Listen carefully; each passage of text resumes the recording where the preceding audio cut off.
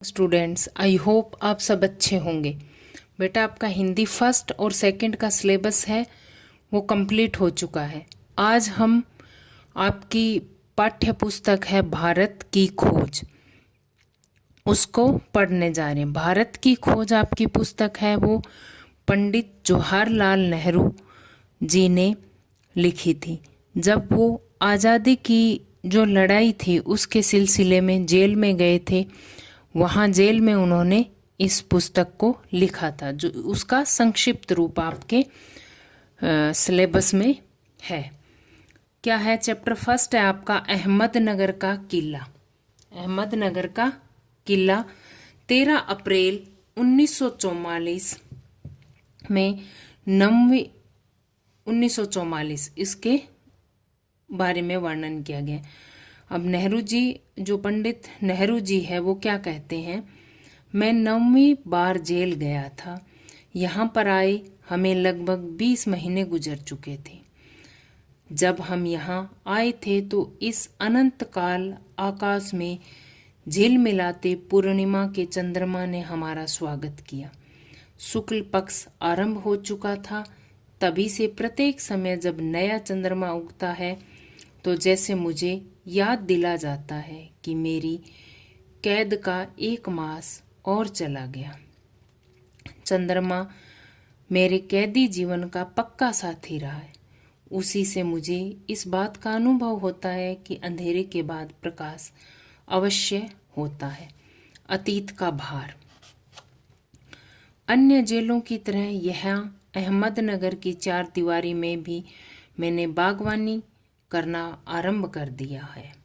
मैं प्रत्येक दिन कई घंटे जलती धूप में भी पुष्पों के लिए क्यारियां बनाने में गुजारने लगा। मिट्टी बहुत पथरीली और प्राचीन मलबे और अवशेषों से भरी हुई थी, अर्थात एकदम खराब थी।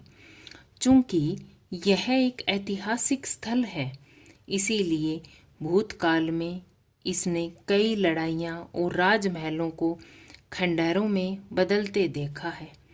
यहाँ का इतिहास अधिक प्राचीन नहीं है, पर एक घटना ऐसी है जो आज भी स्मरण की जाती है।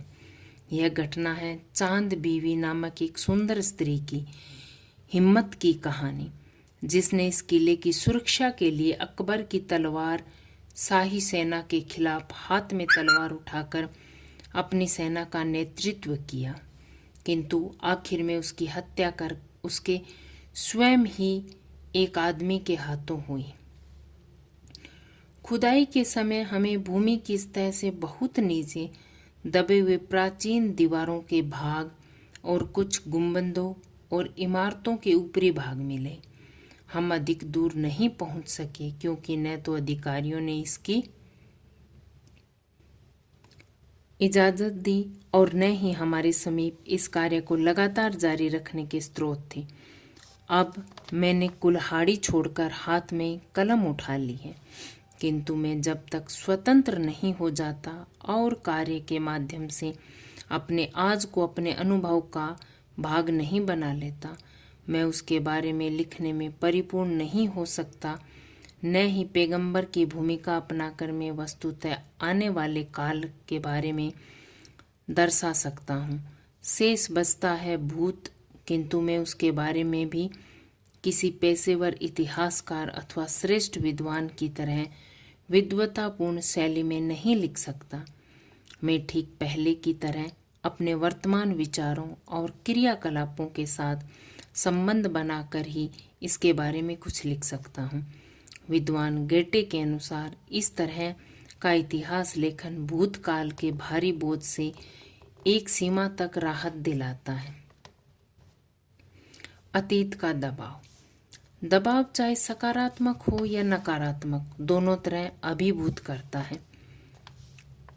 कभी कभी इस दबाव से दम घुटता है, मुख्य तौर पर उन व्यक्तियों के लिए जिनकी जड़ें अति प्राचीन सभ्यताओं में विद्यमान होती है, जैसे भारत और चीन की सभ्यताएं।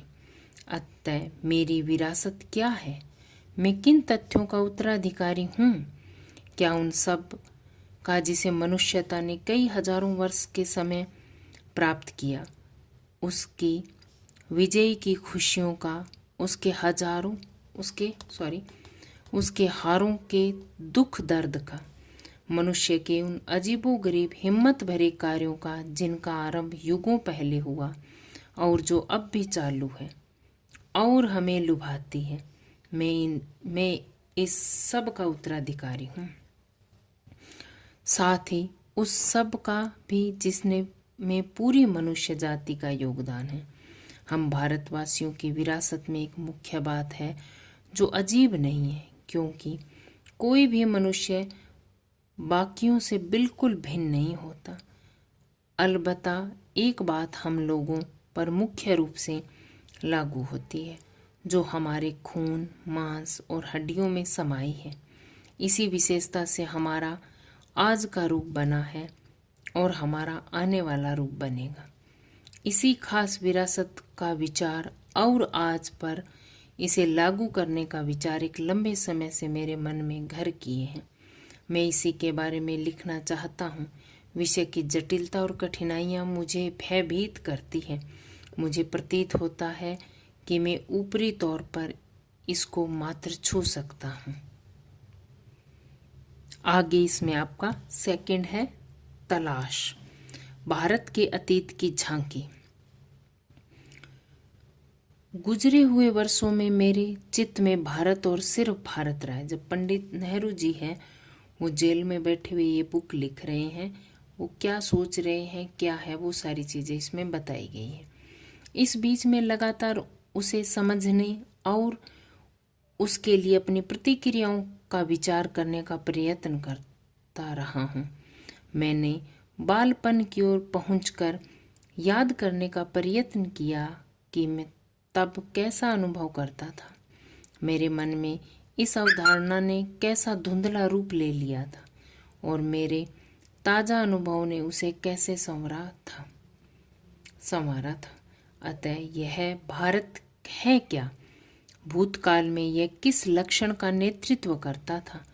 उसने अपनी प्राचीन ताकत को कैसे गंवा दिया? क्या उसने इस ताकत को पूर्णतः खो दिया है? विशाल जनसंख्या का वास होने के अतिरिक्त क्या आज उसके पास ऐसा कुछ शेष है जिसे शक्तिशाली कहा जा सके? आधुनिक संसार ने उसका मेल जोल किस रूप में बैठता है? भारत मेरे रक्त में बहता था। इसके बावजूद मैंने उसे एक बाह्य आलोचना की दृष्टि से देखना शुरू किया। ऐसे आलोचक को जो आज के साथ साथ प्राचीन समय के बहुत से अवशेषों को, जिन्हें उसने देखा था, नापसंद करता था। एक सीमा तक मैं उस तक पश्चिम के रास्ते से होकर पहुंचा था। मैंने उसे उसी दृष्टि से देखा जैसे संभवतः किसी पश्चिमी मित्र ने देखा होता। मेरे भीतर शंकाएं सिर उठ रही थी।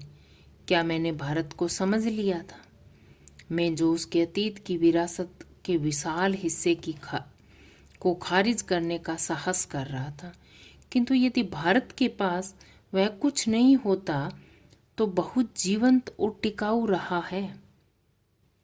वह बहुत कुछ जो सार्थक है, तो भारत का अस्तित्व उस रूप में नहीं होता जैसा आज है, और वह सैकड़ों वर्ष तक अपने सभ्य अस्तित्व की पहचान इस रूप में बिल्कुल बनाए नहीं रख सकता था। वह विशेष तत्व अनंत क्या था? मैं भारत के उत्तर पश्चिम में स्थित सिंधु घाटी में मोहनजोदड़ो के एक टीले पर खड़ा था। मेरे चारों ओर उस प्राचीन नगर के घर और गलियां फैली थी, जिसका समय 5000 साल पहले बताया जाता है। साथ ही यह भी कहा जाता है कि वह एक पुरानी और अति विकसित सभ्यता थी। इसके स्थायी रूप से स्थिर रहने का कारण है इसका ठेठ भारतीयपन, और यही वर्तमान भारतीय सभ्यता का आधार है। यह विचार हैरान कर देता है कि कोई संस्कृति या सभ्यता इस प्रकार 5-6 हजार वर्ष या उससे भी कुछ अधिक समय तक लगातार बनी रहे, वह भी बराबर परिवर्तनशील और विकासमान रहकर। फारस, मिस्र, ग्रीस, चीन, अरब, मध्य एशिया तथा भूमध्य सागर के लोगों से उसका बराबर निकट संपर्क रहा। यद्यपि भारत ने उन्हें प्रभावित किया और स्वयं भी उससे प्रभावित हुआ, फिर भी उसका सांस्कृतिक आधार इतना शक्तिशाली था कि वह हिला नहीं। इस शक्ति का राज क्या है?